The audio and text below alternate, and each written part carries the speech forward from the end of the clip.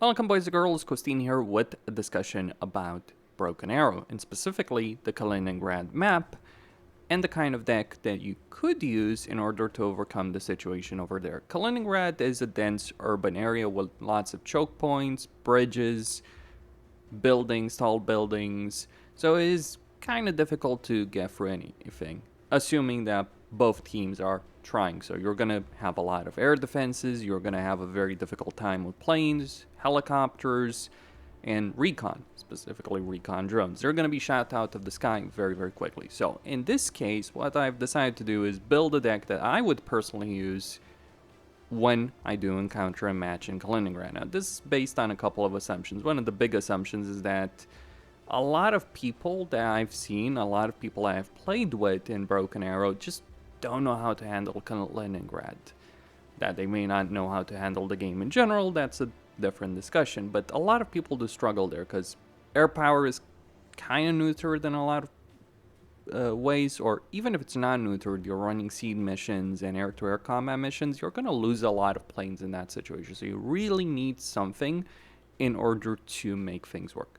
So what I've chosen to do here is go with airborne and armor brigade combination. The reason I've chosen to go for this particular combination is it gives you an incredible amount of artillery, and it is really the artillery that is going to play a big role in all of this. But let's take it step by step. So recon-wise, got the Global Hawk. Not as good as the Sentinel, to be sure, but still, recon capability, bit on the more expensive side, and given the situation in Kaliningrad, you can expect a lot of these to be shot down from the sky. Because of enemy air defense, it's very easy for someone to set up air defenses on their side and just neutralize a lot of the air power. And it's very difficult to deal with them, especially because of the spawn point on both sides. So maybe there are some improvements to be made with that map. Then we have the M7A4 Fist, or Bro Fist if you want to go with that.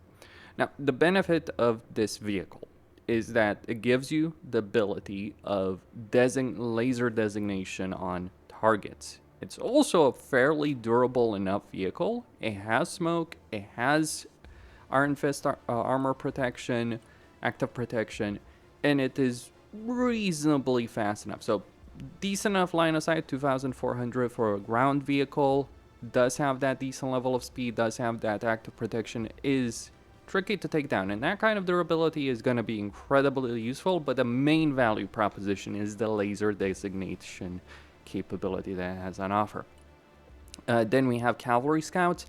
The main reason for Cavalry Scouts is not that Cavalry Scouts themselves, though obviously having javelins is important, but rather to have the M3A4 CFV. The reason for the CFV, it has a lot of TOW missiles, and like any Bradley, it is a very durable vehicle, active protection, smoke, so it is the kind of vehicle you can send on a choke point, and it can take a heck of a lot of damage in the process. Very, very useful from that perspective. The Cavalry Scouts themselves are not necessarily very important. Airborne snipers, I've chosen to go with the anti-material rifle.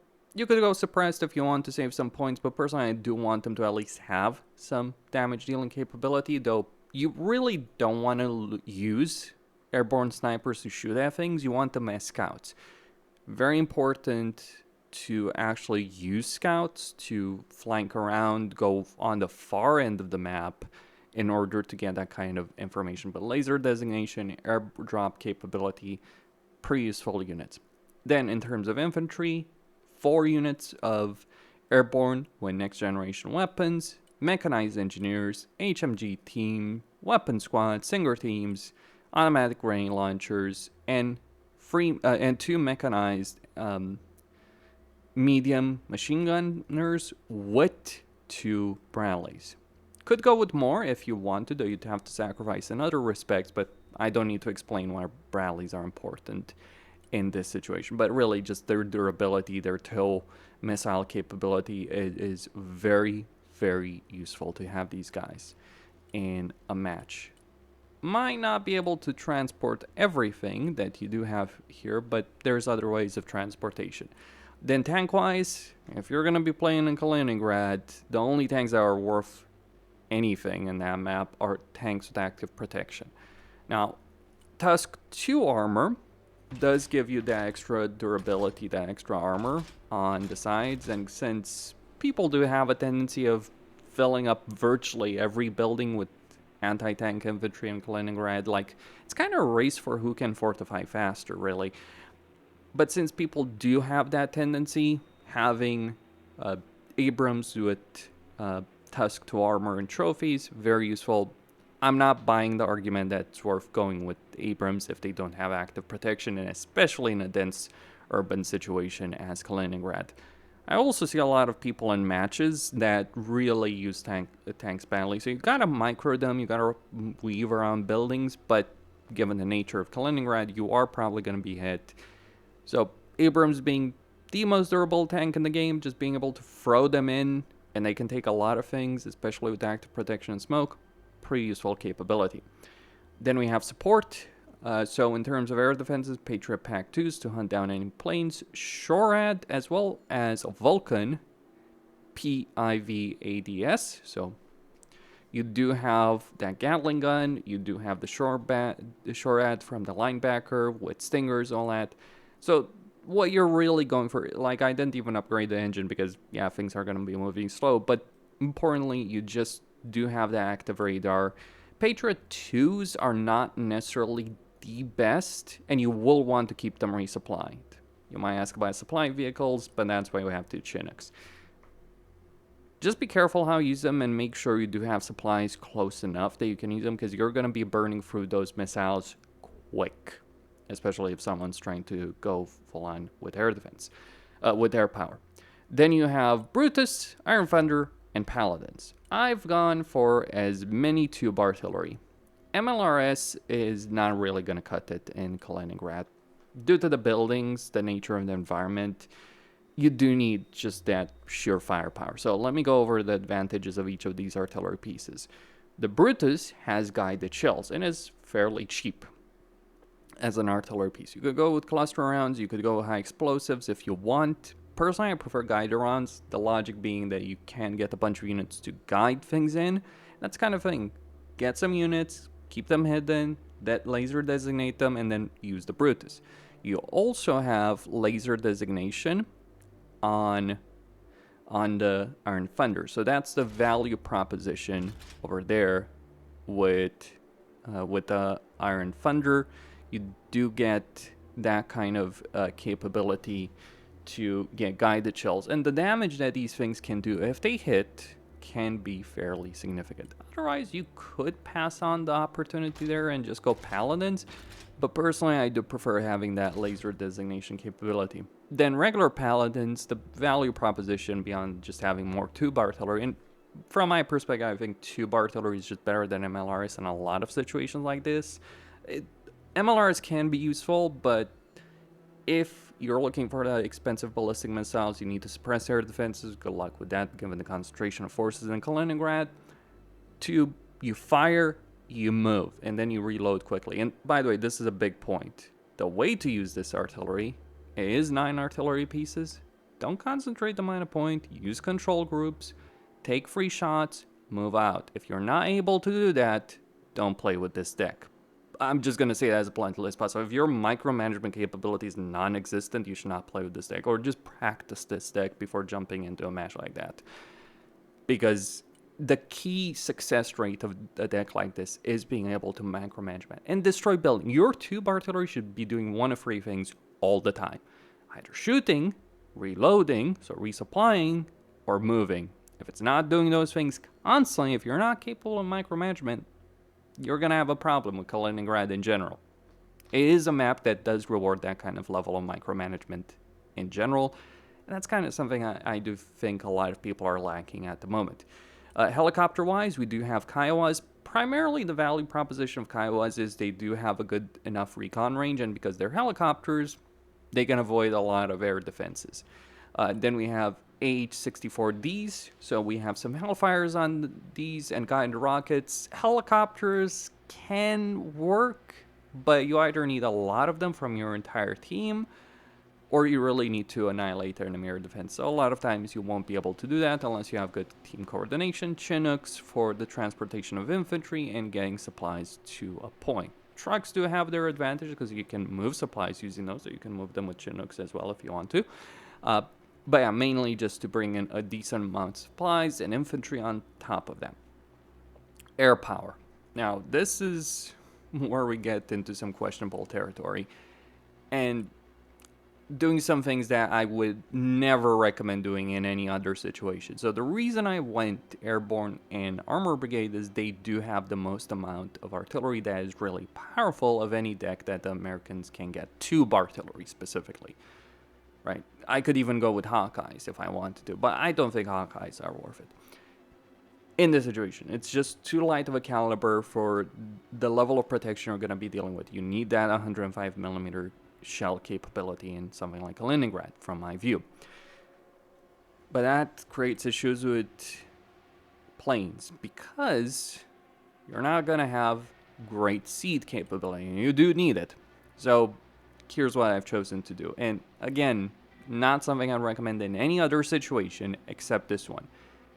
Given the low rate of survivability of planes in general in Kaliningrad, having F-15EX Eagle 2s with a lot of missiles is not really going to help you. It is the one scenario in which I think they are not useful from that role. So, what I've chosen to do here is go with the cheapest possible options, or some of the cheaper options over here, for the fuselage and the outer pylons, the cheapest weapons. So, Sidewinders, AMRAAMs, okay, you still get a good amount of missiles, but then I've also equipped 2X AGM harms on each of them. So 2 of them, as many as I could get. I really think that the F-15EX Eagle 2s are wasted from the perspective of dealing with enemy air defenses. I really, really wish that Strike Eagles had harms. They don't, unfortunately. One could argue in favor of Striker Cav Regiment, but Striker Cav does not have the artillery capability. So it's a sacrifice, favor of artillery, but at the cost of seed. So just keep in mind, seed is important. It is important because you want to suppress those defenses to help your team. Not necessarily, like, this deck is built on the assumption of trying to overcome those issues. So the tube artillery is there because air defenses close in weapon systems can't deal with them. Things like Shorad and Vulcans, they're basically there to try and intercept enemy air attacks. Though, mind you, if you're not moving stuff, you're going to get blown up. And seed is just to help your team and also crucially give you an opening for air attacks. And that's specifically what we do have over here. There's all kinds of different options you could go for. Personally, I'm a big fan of cruise missiles. So I really do like having the B-1B Lancer. You could go with 24 JSSMs, but the confined airspace, the concentration of defenses, you're probably not going to be able to micro 24 JSSMs. Or if anyone has a good idea of how to properly micro it and that kind of contested airspace, please do share it. I would really like that information. But yeah, just 8 AGMs over here. Be careful, try and keep alive, but chances are you're going to lose your B-1B.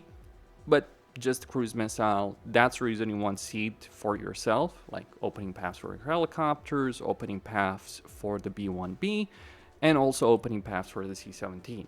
Now, let me say this very clearly.